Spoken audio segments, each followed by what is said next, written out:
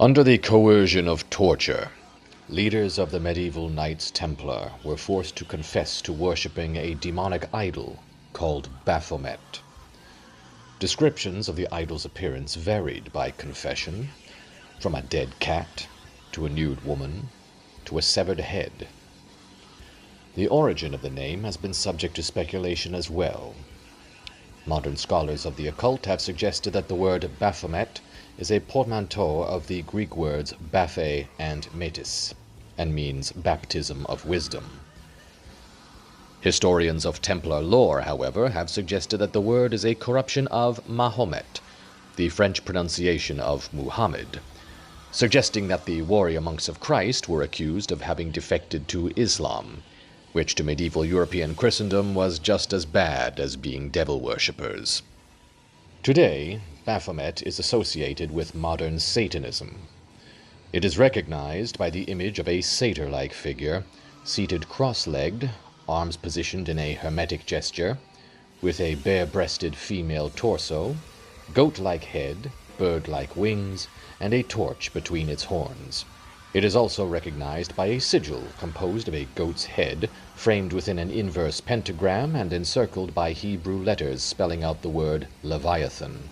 Laden with sinister associations, these images have appeared on Satanic Panic TV talk show specials, as well as on edgy t-shirts sold in shopping malls. But how much of Baphomet's dark reputation is rooted in historical truth, and how much is the result of a centuries-long game of symbolic telephone? In his writings, Church of Satan founder Anton LaVey described the Knights Templar as a secretive cult of devil worshippers who evaded detection during the Crusades by masquerading as good Christian soldiers, before they were eventually found out, arrested en masse, and executed on the order of King Philip IV of France. Knowing what we know now, however, about medieval politics and the auto-da-fe, lends little credibility to LaVey's account. The Poor Knights of Christ and the Temple of Solomon, more commonly known as the Knights Templar, were founded in 1118 by 9 French noblemen. Originally, their mission was relatively humble: to protect Christian pilgrims journeying to Jerusalem from assault by Muslim marauders. They lived monastically, adopting the rule of Saint Benedict, and were the first to codify what we now call chivalry. Over time, they grew in number, and Templar strongholds appeared across the known world. They also amassed wealth through donations from kings and nobles, eventually becoming early pioneers of international banking, until they could no longer be called poor knights.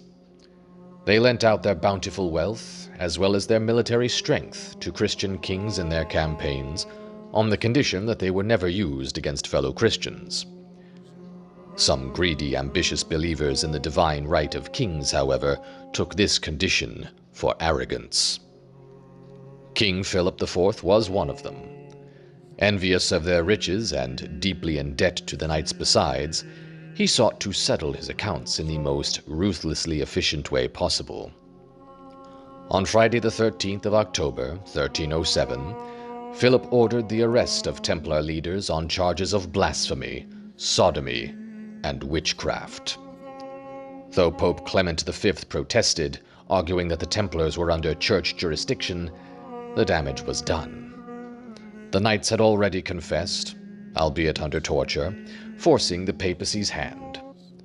Many later recanted, but these retractions only sealed their fate as faithless heretics. Most were burned at the stake. Over time, the entire order dissolved. One of the more controversial yet plausible allegations was that Templar initiates were required to spit or even urinate on the cross. This practice, some scholars argue, was not intended as blasphemy, but as psychological preparation. If captured by Muslim forces, such behavior might convince captors that they had defected, thus saving their lives. But if King Philip knew of this practice, its true intent wouldn't have mattered. The king would only have seized upon it as a means of leveraging against the knights. Any devout Christian of the time, upon hearing this detail, would easily be willing to also believe that the Templars had broken their vows of chastity with women, children, and each other, and knelt before demonic idols. But contrary to the old cliché, millions of people can be, and often are, wrong. The Templar confessions were, of course, torture-assisted, and given the inconsistent descriptions of the Baphomet idol, it is most likely a fabrication. The familiar image of the winged hermaphroditic satyr we now associate with the word Baphomet didn't appear until hundreds of years later, in the written works of 19th-century occultist Alphonse Louis Constant, alias Eliphas Levi. Levi titled this illustration "The Sabbatic Goat, the Baphomet of Mendes." His image bears no resemblance to any recorded Templar description. His use of the word Baphomet is the only connection Levi makes with the Templars, and his reference to Mendes links it instead to a ram-headed god worshipped in ancient Egypt, not to any devil figure or corruption of Islamic iconography. From his 1854 book Transcendental Magic. A pantheistic and magical figure of the Absolute. The torch placed between the two horns represents the equilibrating intelligence of the triad. The goat's head, which is synthetic and unites some characteristics of the dog, bull, and ass, represents the exclusive responsibility of matter and the expiation of bodily sins in the body. The hands are human, to exhibit the sanctity of labor.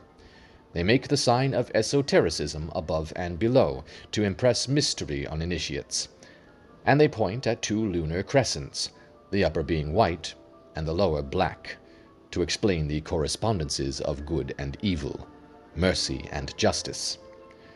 The lower part of the body is veiled, portraying the mysteries of universal generation, which is expressed solely by the symbol of the caduceus. The goat has female breasts, and thus its only human characteristics are those of maternity and toil, otherwise the signs of redemption. On its forehead, between the horns and beneath the torch, is the sign of the microcosm, or the pentagram with one beam in the ascendant, symbol of human intelligence, which, placed thus below the torch, makes the flame of the latter an image of divine revelation.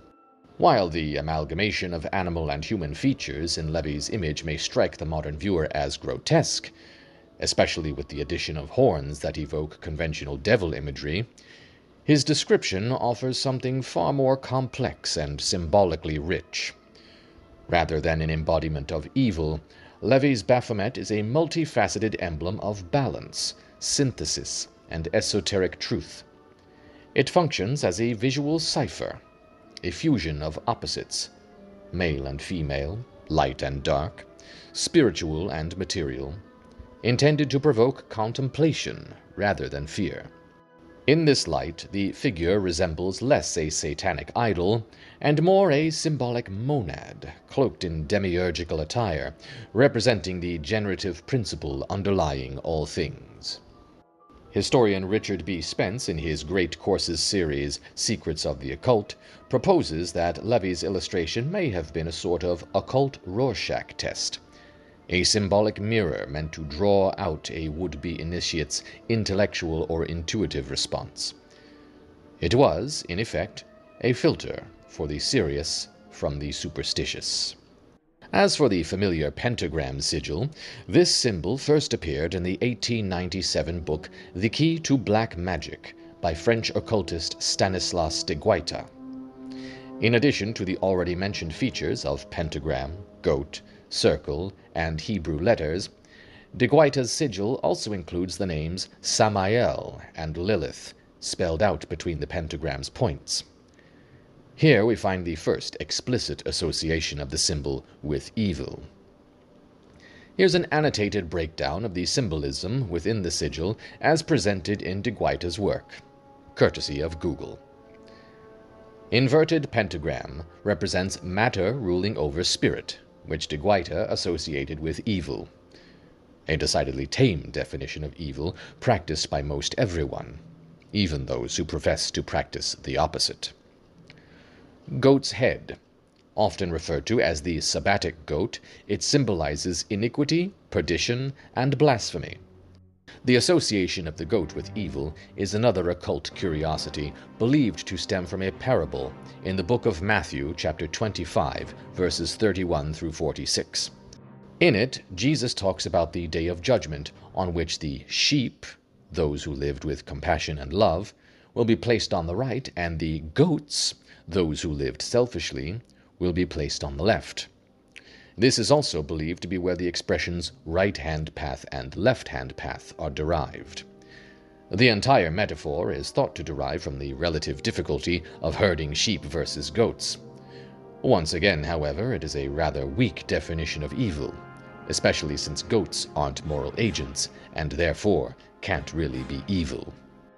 Hebrew letters. The 5 Hebrew letters at the points of the pentagram spell Leviathan, the ancient serpent from the biblical Chaos Kampf. One may assume by this feature that the design implies the key to a successful magical working is to appeal to the primordial forces of chaos in order to disrupt the assumed universal order credited to the God of Abraham. Once again, however, this reflects the author's view rather than any objective definition of evil. Chaos does not objectively possess a moral alignment. It is simply an absence of order and structure which, while unsettling to those accustomed to a tidy, meticulous universe, is not evil in itself. Text Samael and Lilith. These names, representing a devil figure and a female demon from Jewish mythology, were included in de Guaita's original depiction. They represent opposition to figures like Adam and Eve. Again, as with Levy's illustration, we have 2 ambiguous figures assumed to be evil by the viewer, and in this case also asserted to be evil by the author. Samael is depicted variously throughout Hebrew texts as an archangel, a guardian angel, an angel of death, and an accuser.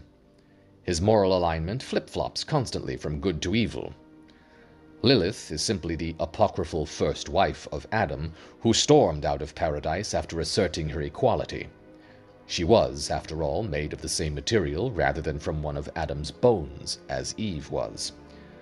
Either way, she was shut down and demonized, seemingly unfairly, at least by today's standards. One might deduce that de Guaita counted among the characteristics of evil death, hardship, fickleness, and a propensity for defining one's own role in life.